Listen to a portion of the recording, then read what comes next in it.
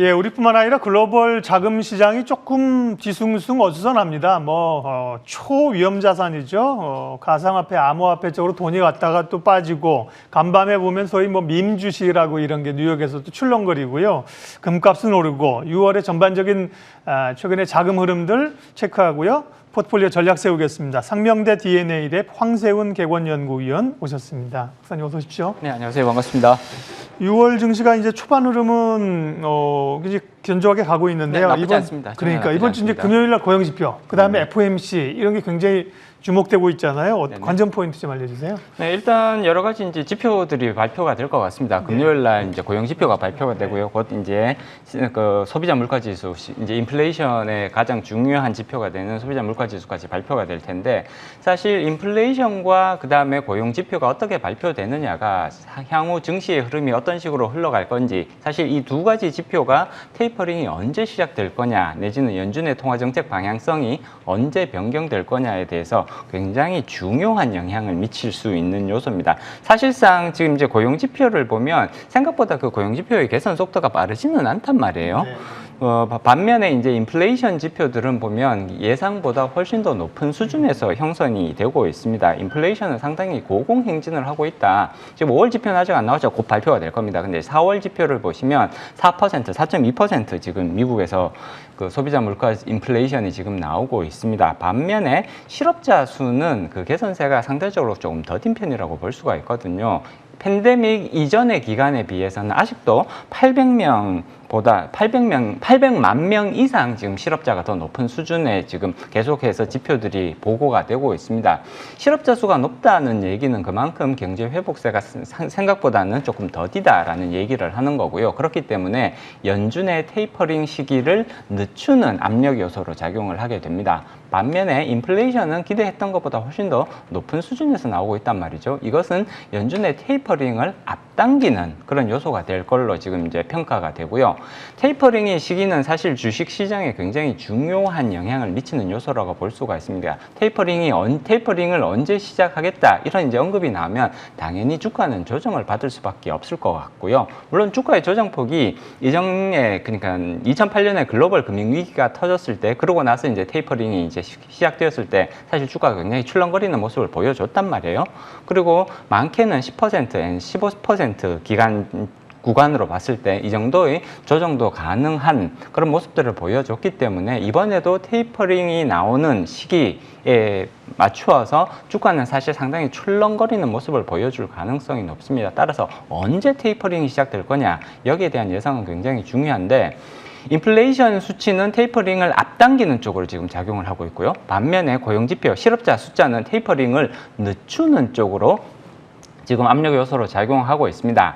연준의 스탠스를 살펴보면 이 두 가지 중에 어느 것을 더 중요하게 생각하느냐, 인플레이션보다는 당연히 실업자 수, 고용 지표를 연준은 더 중요시하고 있음을 지금 현재까지는 굉장히, 인플레이션은 아직까지는 일시적인 걸로 본다, 이런. 그렇죠. 인플레이션은 거잖아요. 일시적인 것으로 본다. 더더군다나 연준 같은 경우에는 인플레이션에 즉각적으로 대응을 하는 것이 아니라요, 평균 인플레이션 목표제라는 개념을 사용하고 있습니다. 지금 당장 4%, 5% 예전 같았으면 여기에 즉각적으로 대응을 해야 되거든요. 그렇지만 현재의 상황에서는 이전에 특히 작년 기간을 보시면 인플레이션이 0%대에서 계속 머물러 왔단 말이에요. 그러면 이 두 가지를 평균을 내버리면 결국은 연준의 목표치인 2%대의 인플레이션이 계속해서 유지가 되고 있다. 연준은 이렇게 평가를 하고 있단 말이죠. 그렇기 때문에 인플레이션에 대한 중요성보다는 고용지표가 얼마나 개선되고 있느냐에 조금 더 방점이 찍혀 있다. 그렇다면 지금 당장 테이퍼링에 대한 논의가 시작되는 것보다는 아마 3분기 말 또는 4분기 초 정도는 되어야 테이퍼링에 대한 언급들이 나오기 시작하지 않을까, 이렇게 예상해 볼 수가 있는 것이고요. 네. 사실 이 시기쯤 되면 주가가 사실 조금 불안한 모습을 보일 가능성이 높습니다. 과거에 그 우리 테이퍼 텐트럼이라는 표현까지 맞습니다. 있잖아요. 네. 그렇기 때문에 테이퍼링이 시작되는 시기에는 굉장히 조금 금융시장이 불안한 모습을 보일 수밖에 없습니다. 풀려나갔던 유동성을 회수한다는 의미인 것이기 때문에 이 부분에 대해서는 조금 대비를 하실 필요성이 있겠죠. 그러다 보니까 이제 자금시장에서의 위험자산에 대한 선호도가 막 바뀌는 겁니다. 그러니까 가상화폐, 암호화폐 오늘 얘기하려는 것도 지금이 투자할 시점이냐 이런 것보다도 그동안 엄청나게 자금들이 가상화폐, 암호화폐를 끌어올렸다가 최근에 하락하면서 뭐 반토막 나기도 하고 또 저가 매수 할 때라고도 하고 그런 가운데 또 금 가격은 오르고요. 금까지 묶어가지고 그 위험자산, 안전자산에 대한 선호도가 어떻게 바뀌고 있는 건지 금은 이제부터 오르는 건지 금이 이제 1,900달러까지 지금 올라왔습니다. 네, 알려주세요. 그렇습니다. 네, 일단 가상화폐 쪽은 조금 이제 보수적인 관점에서 접근하실 필요성이 있다. 굉장히 주의 깊게 접근하실 필요성이 있다라는 말씀을 드리고 싶어요. 네. 가상화폐 한동안 굉장히 엄청나게 빠른 속도의 자금 유입세를 보여왔습니다. 그렇지만 그러한 자금 유입세가 과거의 경우를 살펴봐도 마찬가지거든요. 그렇게 급격한 자금 유입세가 중단된 다음부터는 굉장히 긴 시간의 가격 조정기가 왔던 게 과거의 사례들이었거든요. 특히 가상화폐에서도 이러한 현상들은 굉장히 뚜렷하게 나타났습니다. 지금 올해 1월부터 이제 5월, 4월 말 5월까지 지금 굉장히 빠른 속도로 가상화폐 시장으로 자금 유입이 일어났었는데요. 이런 자금 유입세가 특히 이제 5월 이후로는 현저하게 둔화되는 모습들이 관찰이 되고 있습니다. 지금이 오히려 저가 매수 기회가 아니냐라고 판단하시는 분들 많으실 텐데요. 과거의 사례들을 살펴보면 이러한 자금 흐름의 뒤에는 굉장히 긴 투자자들이 기대했던 것보다는 오히려 훨씬 긴 기간의 가격 조정이 나타났던 것이 오히려 일반적인 모습입니다. 그렇기 때문에 지금 이제 변동성은 크게 확대되어 있고 단기적으로 급락했다가 급등하는 모습을 계속해서 반복적으로 보여줄 가능성이 높습니다. 그렇지만 추세적인 가격 상승 흐름이 다시 또 나타나기는 오히려 그 가능성이 대단히 떨어지고 있다. 개인적으로는 이렇게 지금 평가를 하고 있고요. 그렇기 때문에 가상화폐에 대한 진입을 고민하고 계시는 분들이라면 굉장히 주의 깊게 가격 평가를 하실 필요성이 있다. 특히나 알트코인 쪽 규모가 작은 코인들 쪽에서는 굉장히 지금 위험성이 커지고 있는 시기라고 볼 수가 있습니다. 극도의 주의가 요구된다라고 볼 수가 있겠고요.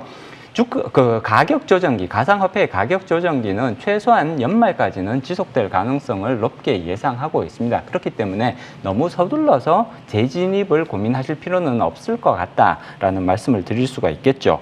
금 가격 쪽을 살펴보면 금은 지금 이제 계속해서 강한 상승 흐름을 보이고 있습니다. 5월 이후에만 국제 금 가격이 지금 7% 이상 상승을 하고 있죠. 이런 부분들은 결국은 지금 주식시장도 지금 상승세가 완만하게 이어지고는 있습니다만 테이퍼링이 시작되면 조금 불안해지지 않을까 이제 이런 걱정들이 커지고 있는 상황이고요. 가상화폐는 뚜렷하게 조정기로 지금 접어들고 있습니다. 이런 상황에서는 당연히 금과 같은 안전자산에 대한 수요 증가할 수밖에 없을 것 같고요. 더더군다나 달러화 약세까지 지금 이제 테이퍼링이 언제 시작될지는 모르겠습니다만 테이퍼링이 시작되기 전까지는 계속해서 달러화는 약세를 보일 가능성이 높습니다. 그렇게 되면 결국은 금에 대한 수요는 꾸준하게 증가할 가능성이 높다고 예상을 해볼 수가 있고요. 현재까지 꽤 높은 5월 이후에만 7% 상승을 했으니까 꽤 많이 상승을 한 거거든요. 그렇지만 추가적으로 상승을 할 여력은 충분하다고 평가를 해볼 수가 있고요. 다만 금 같은 경우에는 급격히 가격이 상승하는 그런 모습들이 나타나기는 어렵습니다. 가상화폐처럼 하루 만에 뭐 20% 뭐 이런 식으로 금 가격이 움직이는 가능성은 거의 없거든요. 그렇기 때문에 조금 긴 호흡으로 접근해 주시면 좋을 것 같습니다. 네. 그나마 가상화폐는 뭐 대장주라고 하는 비트코인이나 이더리움에 투자하시는 분들은 변동성은 있지만 또 시간도 견딜 수 있다고 말씀하신 것처럼 그 밖의 코인, 알트코인, 저희 뭐 뉴스에서는 잡코인이라 그러는데 어제도 제가 사석에서 비상장 코인 투자하신다는 분이 있어가지고 와 참 강심장이다 이런 생각도 대단히 들었는데 위험성이 높습니다. 그러니까요. 뭐 이런 거 언제 어떻게 될지 모르는 거죠. 달러는 약세 추세고요. 위안화가 최근에 강세를 보이고 있는데 이 얘기는 오늘 좀 넘어가겠습니다. 더 중요한 제 생각에 어떤 외국인 수급 얘기가 더 궁금해하실 것 같아서요. 5월에 외국인들이 얼마요? 8조 9조를 엄청나게 순매도를 했는데 외국인이 조금 6월이나 이후 환경에 국내 증시 조금 들어올 수 있는 환경 변화나 좀 기대를 해도 될까요, 박사님? 일단 5월 달에 외국인들이 굉장히 강한 순매도세를 보였습니다. 지금 5월 달 국내 증시에서 외국인들이 총 9조 원 정도의 순매도세를 보였습니다. 물론 이 대부분은 코스피 시장에 집중되어 있었고요. 8.5조 원 코스피 시장에서 순매도를 했고 그다음에 5천억 정도 이제 코스닥 시장에서 순매도를 한 걸로 나옵니다. 이것은 작년 3월, 그러니까 작년 이제 코로나가 한참 극성을 부리고 있을 때 주가가 급락을 하죠. 이때 외국인들이 12.6조 원을 3월 한 달 동안 순매도를 하는데 작년 3월 이후로 최대 규모의 순매도세라고 볼 수가 있습니다. 그렇다면 외국인들이 한국 시장에 대해서 완전히 지금 이제 쉽게 말하면 희망이 없는 것이냐, 빠져나가는 것이냐 그렇게 평가하기는 어렵고요. 5월 달에 외국인들의 순매도가 늘어났던 굉장히 중요한 원인 중에 하나로 지금 공매도가 재개되었다라는 부분들을 들 수가 있습니다. 1년 넘는 기간 동안 공매도가 금지가 되었었고요. 5월 3일부터 부분 재개가 되었죠. 그러면서 이제 외국인들이 그동안 1년 넘게 지금 쌓여 있었던 공매도에 대한 수요가 지금 5월 달에 한꺼번에 분출되었다라고 평가를 해볼 수가 있거든요. 그렇기 때문에 5월 달 그동안 이제 공매도를 하고 싶었지만 못했던 외국인들이 5월 달에 그 공매도 수요를 한꺼번에 풀어내면서 일시적으로 외국인들의 순매도가 크게 늘어났을 가능성, 오히려 이 부분에도 조금 더 이제 중심을 둬야 될 것 같고요.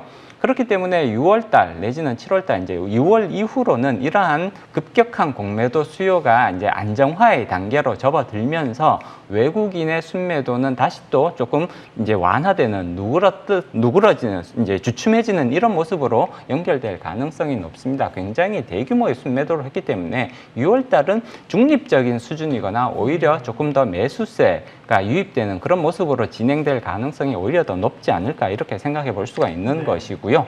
그리고 지금 이제 주가 흐름을 살펴봐도 6월달 지금 이제 아직 며칠은 안 됐습니다만 6월달의 주가 흐름은 그래도 경기 회복에 대한 기대감, 인플레이션에 대한 우려가 간간히 들어와서 리스크로 부각은 되겠습니다만 경기 회복에 대한 기대감이 더 높게 작용을 하고 있기 때문에 이런 부분까지를 감안을 하면 오히려 외국인 자금은 더 유입될 가능성이 6월 달엔 더 높다고 예상해 볼 수가 있죠. 그러면 말씀하신 걸 종합해서 포트 전략을 어떻게 가져가야 될까 간략하게 좀 압축해서 마무리해 주십시오. 네, 6월의 가장 중요한 흐름은 역시나 경기 회복에 대한 기대감 그리고 이로 인한 실적 개선에 대한 기대감이 높기 때문에 결국은 주가가 완만한 상승 흐름을 보일 가능성이 높다는 데 있습니다. 그래서 특히 여기에 이제 수혜를 받을 수 있는 종목들 항공이나 여행, 해운, 그다음에 조선 에너지 관련 종목들의 상승 흐름이 지속될 가능성이 높습니다. 간헐적으로 인플레이션 리스크가 부각이 될 겁니다. 그렇기는 하지만 여전히 이런 이제 종목들에 대한 이제 상승 흐름은 이어질 가능성이 높다. 비중을 조금 확대하는 그런 전략을 고민해 보실 수 있을 것 같고요. 금 관련 상품은 당분간은 인기를 누릴 가능성이 높습니다. 이런 부분들에 대해서도 비중 확대 필요하다고 볼 수가 있겠고요. 환율 하락을 이제 환율이 지금 당분간은 조금 떨어지는 쪽으로 움직일 가능성이 높습니다. 그렇기 때문에 미국 주식에 대한 비중 확대를 고민하고 계시다면 이런 환율 하락기를 활용해 보시는 전략도 충분히 고민해 보실 수 있다고 판단됩니다. 예, 집중 분석 6월 증시 자산 배분 전략 세웠습니다. 쌍명대 DNA랩 황세훈 객원연구위원 함께해 주셨습니다. 고맙습니다. 네, 고맙습니다.